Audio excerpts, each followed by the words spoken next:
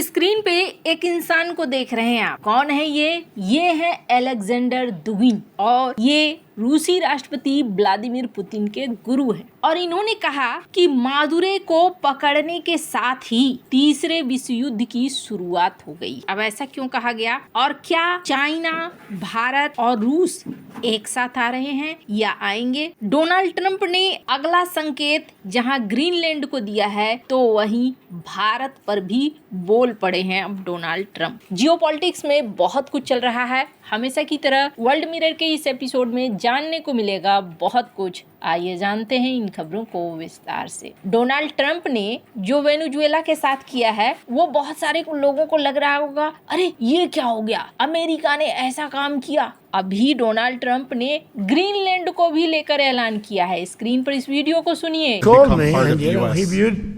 Louisiana, the Louisiana Purchase. He said, I'm governor of Louisiana.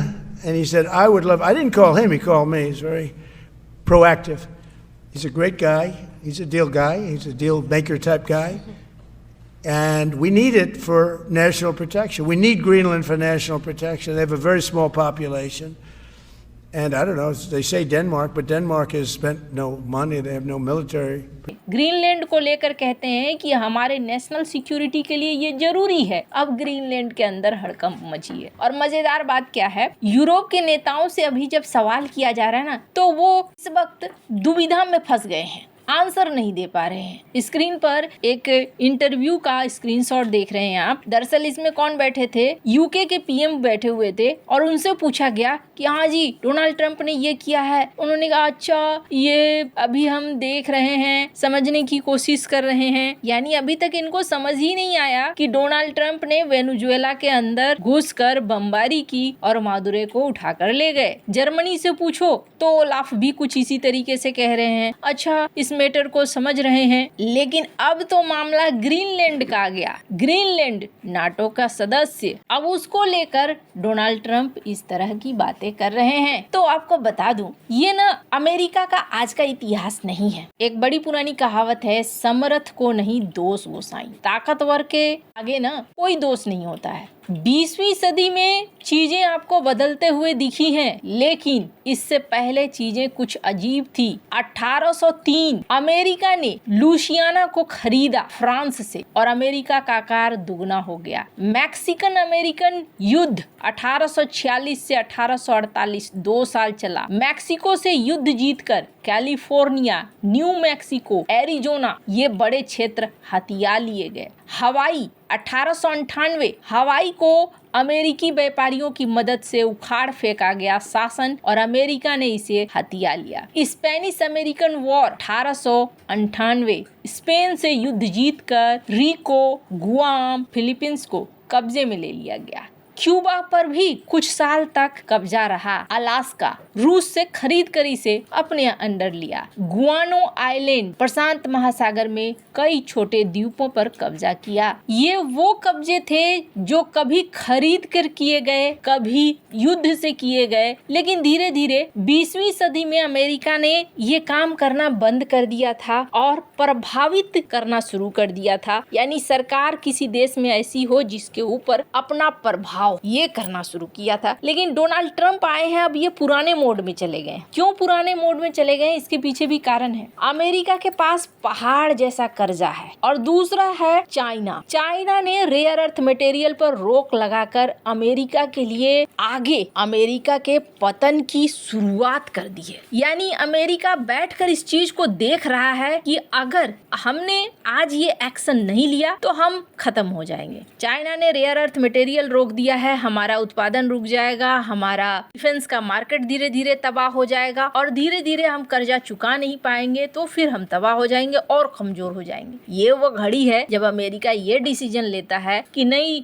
हम फिर से मजबूत होंगे और इसके लिए सबसे पहले वेनेजुएला का तेल लो और उसके बाद फिर ग्रीनलैंड का खजाना लो, तो रेयर अर्थ मटेरियल भी हमारे पास होगा और हम फिर से ताकतवर बनते चले जाएंगे। और एक तीर से कई निशाना साध रहे हैं डोनाल्ड ट्रंप, चाइना के लिए भी, रूस के लिए भी और अमेरिका के अपने वर्चस्व को फिर से स्थापित करने के लिए भी। लेकिन क्या ये सब कुछ इतना आसान है? वेनेजुएला में जो किया है डोनाल्ड ट्रंप ने, उसके बाद डोनाल्ड ट्रंप का कॉन्फिडेंस बहुत हाई है और अभी उनको ये लगता है, और उन्होंने बोला भी, उनके जो मंत्री हैं मार्को रूबियो ने, कि अमेरिका इतना मजबूत है कि जहां चाहे, जैसे चाहे, जो चाहे वो कर सकता है। और ऐसी ही सोच एक समय जर्मनी के हिटलर की हो गई थी। तो दुगिन ने जो एक संदेशा दिया है कि मादुरै की गिरफ्तारी के बाद समझ लो कि तीसरे विश्व युद्ध की शुरुआत हो रही है। ये सिर्फ एक संदेशा नहीं है, ये इतिहास में पहले हो चुका है। अब देखिए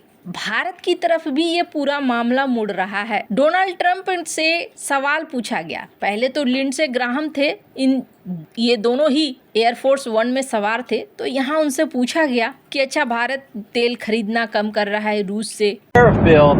So here's what I believe. I don't think we could have secured the border without the threat of tariffs.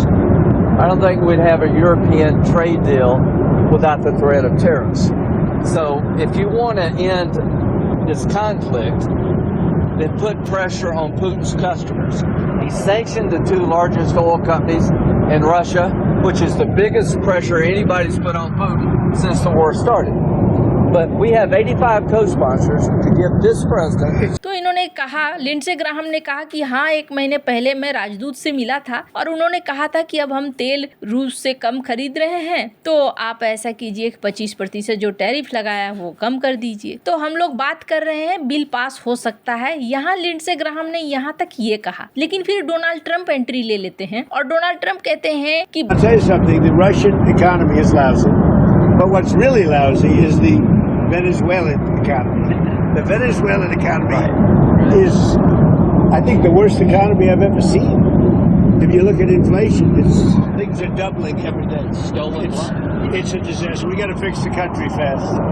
Bharat हमें खुश करने की कोशिश कर रहा है। पीएम मोदी बहुत अच्छे इंसान हैं और वो मुझे खुश करने की कोशिश कर रहे हैं। वो जानते हैं कि मुझे खुश रखना बहुत जरूरी है। एक तो डोनाल्ड ट्रंप कुछ भी बोल जाते हैं और फिर ये कहते हैं कि वो व्यापार करते हैं, हम जल्दी से टैरिफ लगा सकते हैं। अब ये क्या है, क्या आगे टैरिफ लगने वाला है? भारत के ऊपर कई तरह के एक्शन हो सकते हैं। क्यों हो सकते हैं? और ये आज की बात नहीं है, लॉन्ग टर्म से बाहरी शक्तियां भारत को चाहती रही हैं कि भारत धीरे धीरे कमजोर हो। और आप वेनेजुएला देखें, आप लीबिया देखें, सीरिया देखें, इन सारे को देखें तो एक चीज कॉमन आपको मिलेगी, और वो क्या है? कॉमन ये है कि सबके ऊपर पहले आर्थिक दबाव बनाया गया। जब आर्थिक दबाव बनता है तो फिर जनता भड़कती है, और जनता भड़कती है तब सरकार की निगेटिव इमेज पेश किया जाता है, और फिर आता है कि आपके देश की जनता ही आपके साथ नहीं हो। अब भारत के साथ क्या केस है? अगर ये डील फाइनल हो जाती है अमेरिका भारत की तो बहुत अच्छी बात है, लेकिन अगर नहीं होती है तो भारत को अब चुनना पड़ सकता है, रूस, चाइना, भारत का गठबंधन या फिर